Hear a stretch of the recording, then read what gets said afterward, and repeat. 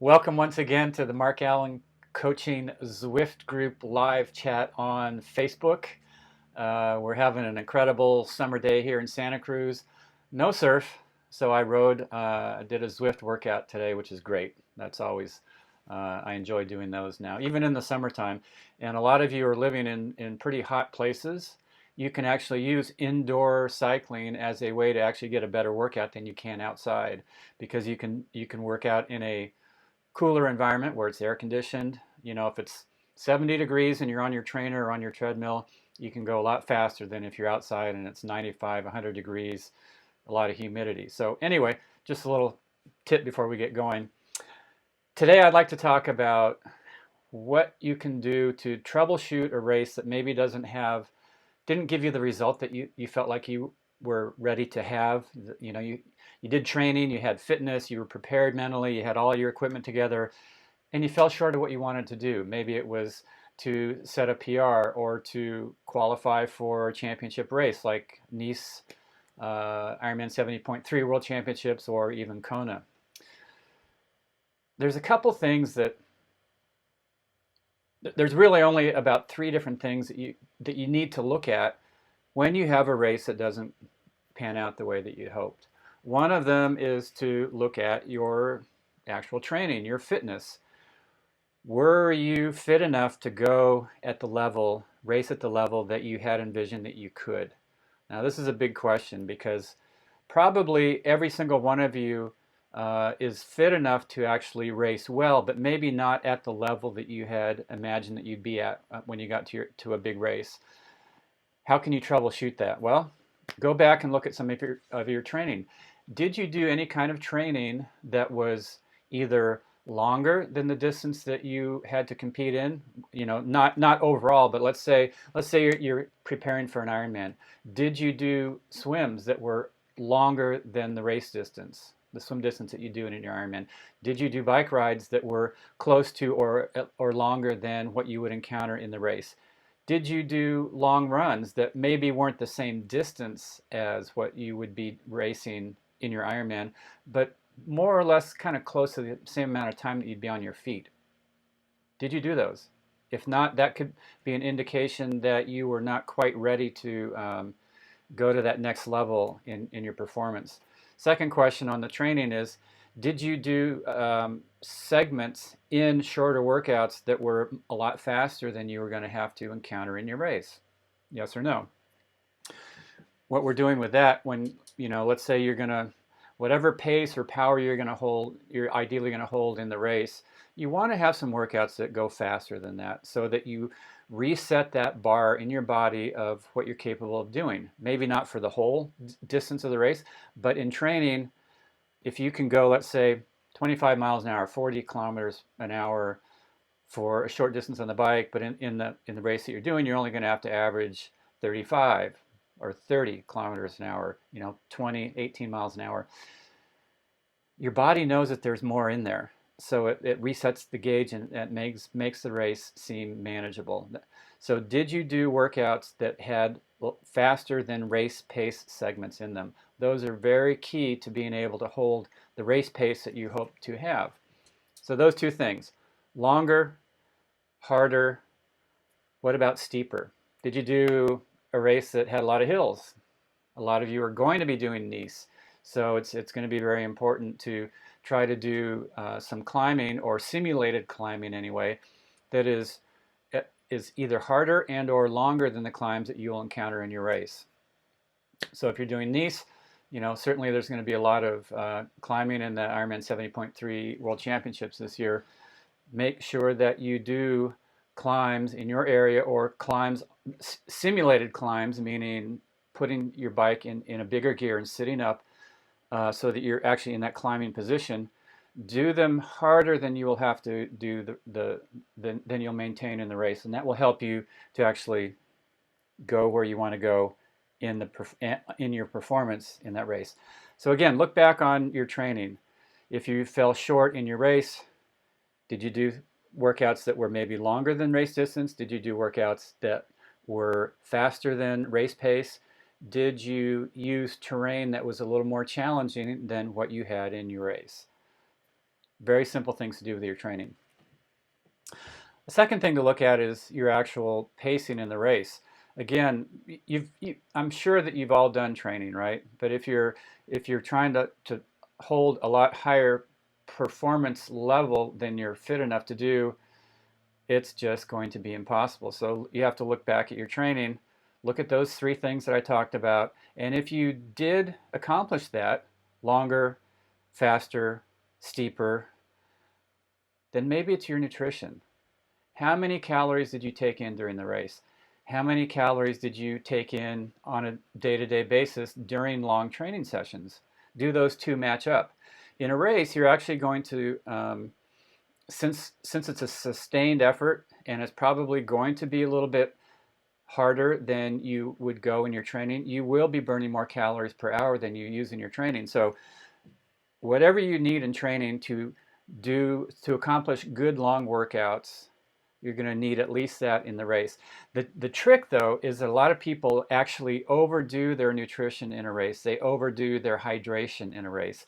Because in training, as you know, we don't have aid stations every 5 miles on the bike, every mile on the run. You know, we have long periods where we're out there training, then we stop at a convenience store or a gas station and refuel. In a race, you have this consistent flow of liquid and nutrition that you can get in. So oftentimes people overdo their nutrition. And you would think, well, that's not a problem, right? Because if you're throwing in all this stuff, you're going to be able to maintain a high performance output. It's actually the opposite. When you throw in too many calories and too much volume of liquid into your digestive system, the absorption starts to slow down. So even though you're putting in a huge volume of stuff that should help you maintain your effort level, if it's too much, absorption is going to slow down. You're going to run out of gas. You're going to end up walking on, let's say it's an Ironman, you might end up walking on the marathon. You might have to slow down your pace on the bike because you're just not getting in the calories to replace what you're burning throughout that race.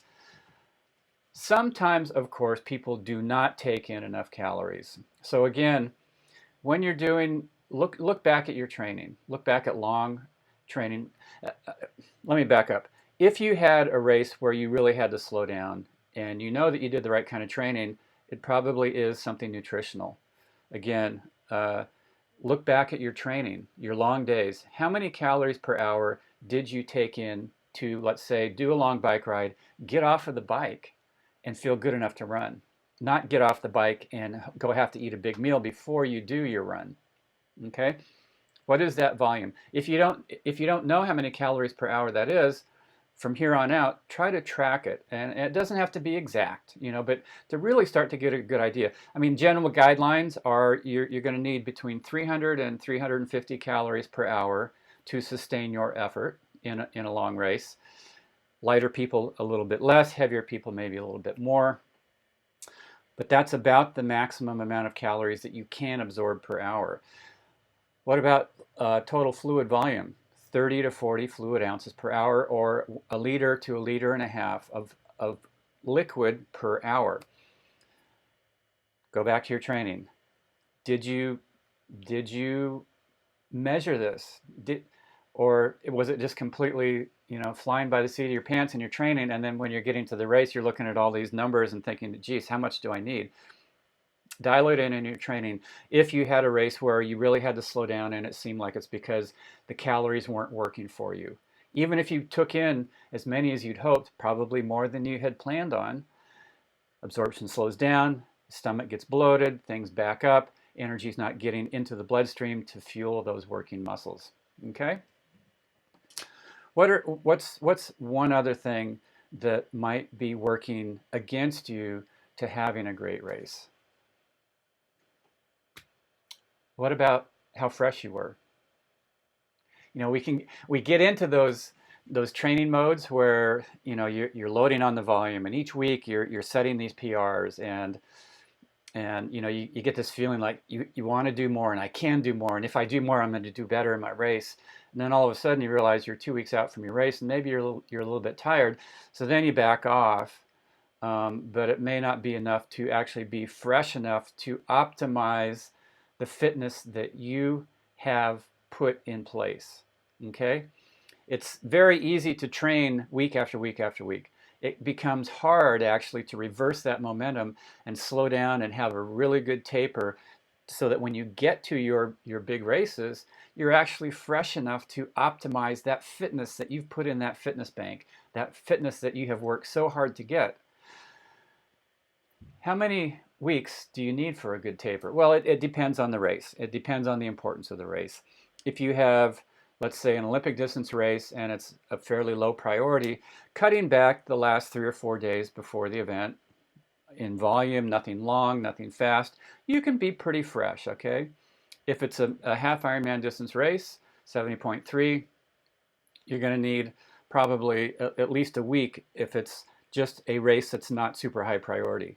If it's an Ironman, for sure you're going to need to cut back way before that last week. If you cut back 7 days before an Ironman, you're going to be tired, okay? Because the training volume is going to be a lot higher.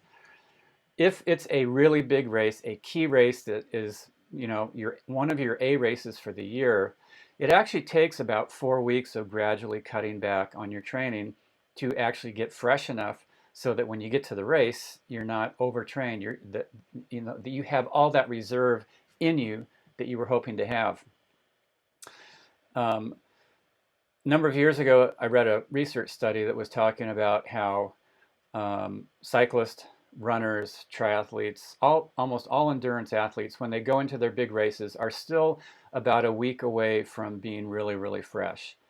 And they said about 90 or 95% of the athletes could have used 1 more week of cutting back. Most of the athletes used 3-week tapers for those really big races, gradually tapering down the last 3 weeks. But the recommendation of this study was 4 weeks. Okay, so just think back about the race that you maybe had where things didn't turn out the way you had hoped, and ask yourself, did you feel fresh?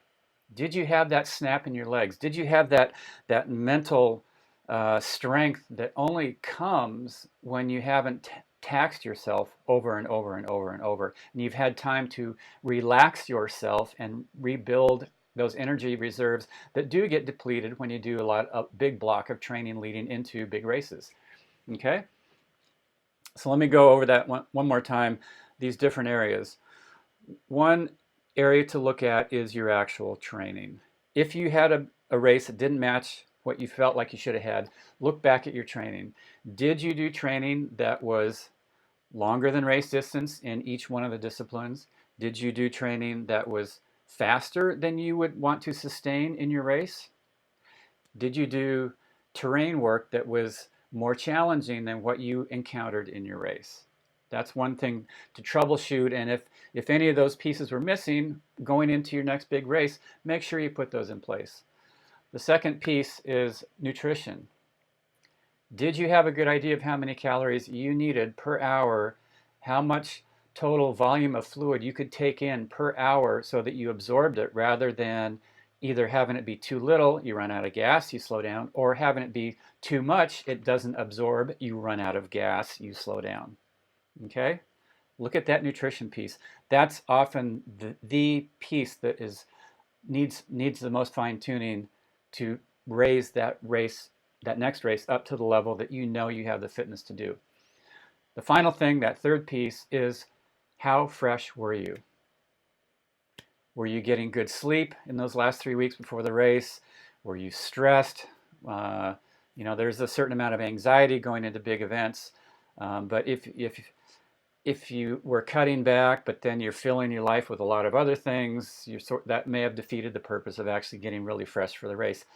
How many weeks did you cut back for that really big event that was important to you? A few days, a week, 3 weeks? Probably not 4. Gradually cutting it back down. Let me just talk a little bit about my career, because I had to go through this whole learning curve that I just described to you in a matter of minutes.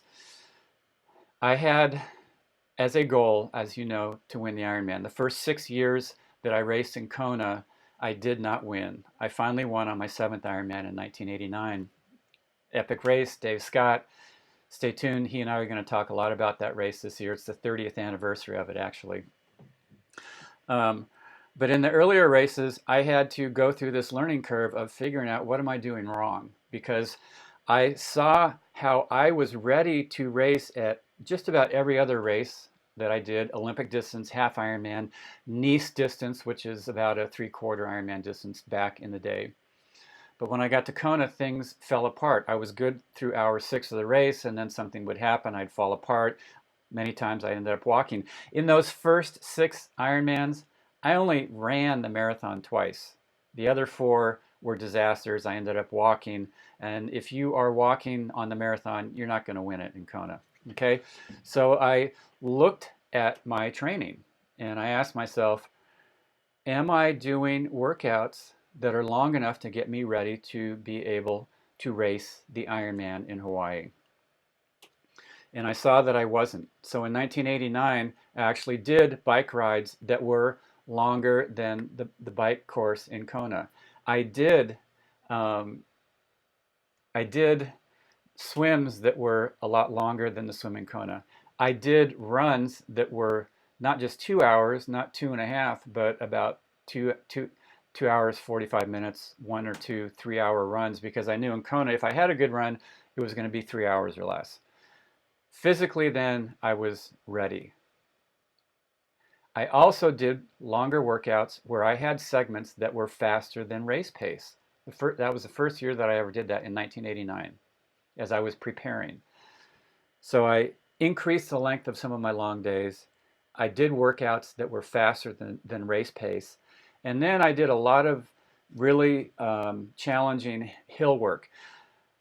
Kona, the Ironman in Hawaii, is not considered a hilly race, but there are undulations, there are hills. On the marathon, there's uphills and there are downhills. There's a lot of segments where your legs just get pounded.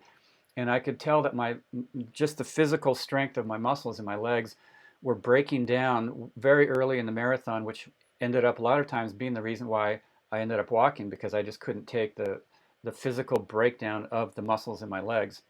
So I did a lot of running on very long, hilly trails and mountain runs in Boulder, Colorado, the summer of 1989, getting ready for the Ironman in Hawaii. Then I looked at my nutrition. I thought, okay, what am I doing? Because I could tell that my tank was running out of gas. I didn't feel like my pace was too fast. I felt like my fitness was probably good enough to sustain the pace that I set for myself in those disaster years, but I was running out of gas. And so I looked at what I was eating, and I realized I was actually trying to take in huge volumes of fluid and calories. I was afraid that I was going to get dehydrated and afraid that I was going to run out of fuel. And what happened is that in all of those earlier races, my absorption would stop because I was just shoving too much stuff into my stomach, and it just said no way. I would get bloated. A lot of times I got nauseous. I would throw up. Not the best way to try to win an Ironman. So in 1989, I changed some of the actual nutrition products that I used, none of which are even on the market anymore. But I backed off just a little bit on total calories and on total fluid, because I saw that after the race, all of my tissues, I was like a sponge. My legs were squishy because I had so much water in my body. And so in 1989, I added salt, which is something that was missing. I stopped trying to take in full bottles of energy drink and water at every one of the aid stations on the bike. I backed it off quite a bit, and things started to work really well for me. I ended up having, one of the best races of my life. And the thing that's interesting is that my first win there in 1989 was almost 30 minutes faster than I had gone in any one of those first 6 Ironmans. 30 minutes faster. What about that? How did I do it? Workouts that were longer than each one of the disciplines, or at least the amount of time that the segment would take me in the race. Swims that were close to 6,000 meters. Long bike days, a few of them that were 6, even 7 hours. runs that were 2.5, 2:45, even up to 3 hours, because I knew, as I said, that my run was going to be 3 hours or less if I had a good day. I backed off on my nutrition, and then I also did segments in my training that were much harder and steeper, more challenging than what I was going to try to maintain in the race. And it worked out 30 minutes faster than I'd ever gone before. So I went from about a 8:35 or 8:40 down to 8:09. So that's a huge, huge, huge jump.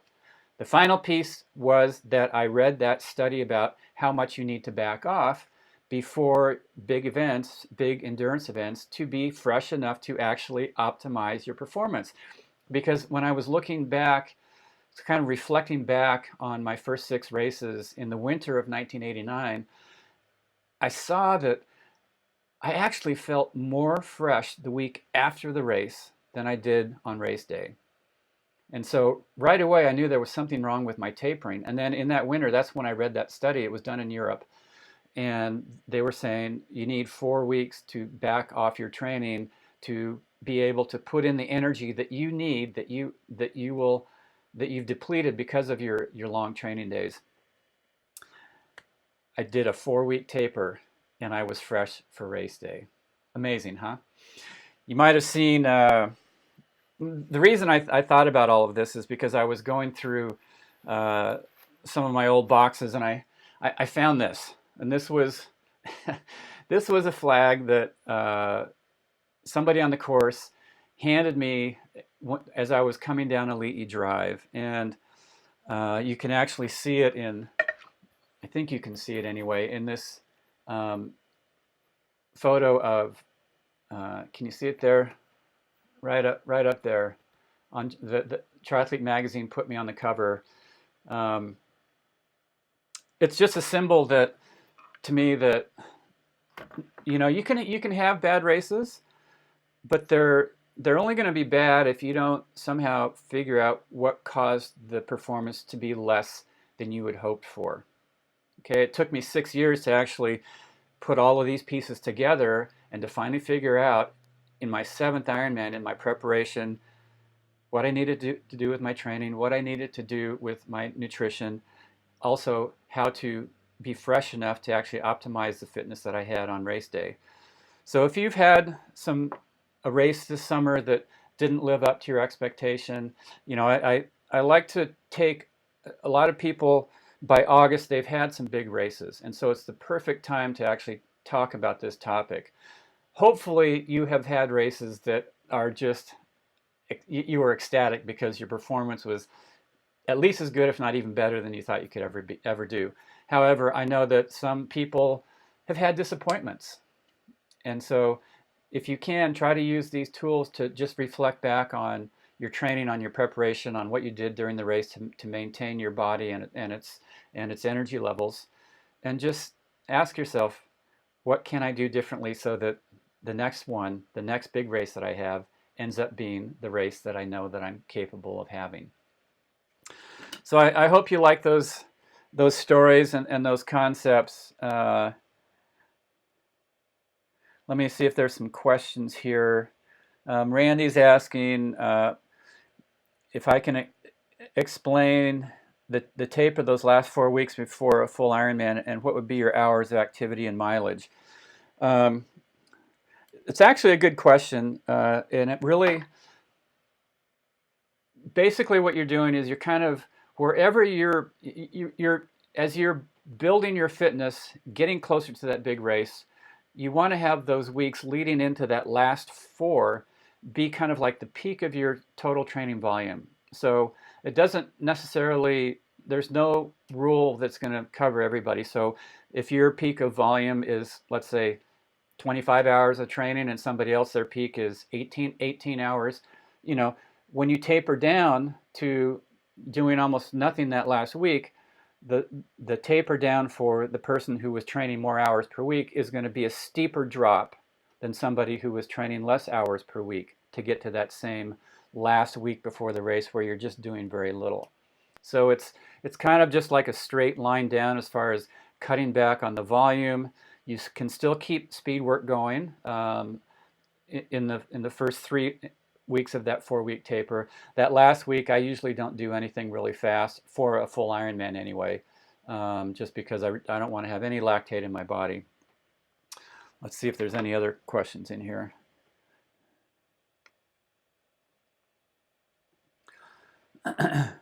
Let's see. So Grace is asking, how many calories is a guideline do you think on training long runs to aim for?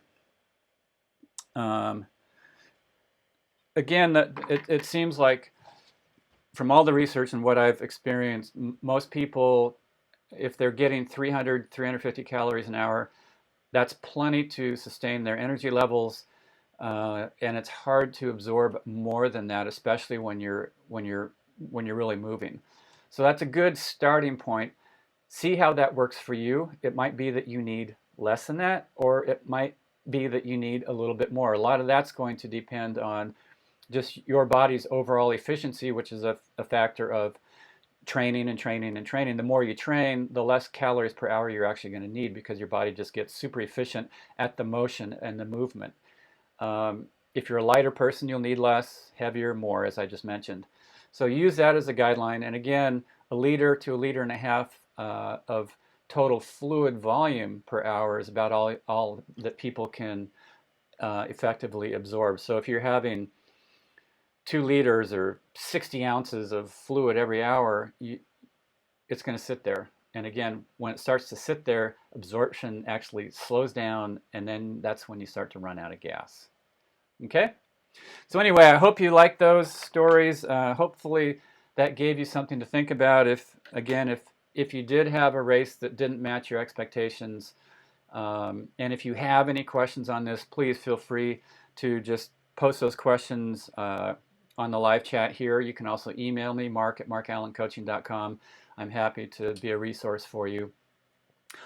Best of luck out there in your next races, and I hope that even if you had a great race, that you continue to have great races, and if the last one wasn't up to snuff, that the next one is just superb. Have a great weekend. Mark Allen for Mark Allen Coaching Zwift Group live chat on Facebook. We'll see you next weekend. Take care.